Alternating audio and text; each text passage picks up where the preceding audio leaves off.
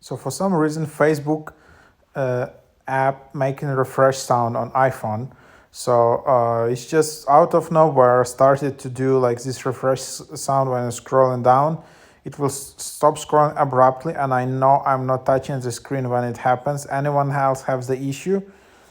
You need to put the phone on silent. One solution. Um, so you can just try to turn off in-app sounds on Facebook. In the top right of Facebook app, scroll to the bottom, tap settings, privacy, tap settings, below preferences, tap media, below video and photo settings, tap next to sounds in the app to turn it off.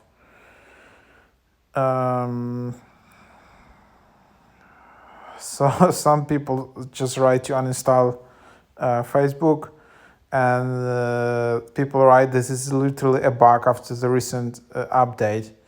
And the solution is just to turn off in-app sounds. So just tap in the bottom right of Facebook, scroll to the bottom and tap settings and privacy, then tap settings, scroll down to preferences, tap media, tap next to in-app sound to turn it off. Yep. So that seems to work. So yeah, it seems that's basically the solution.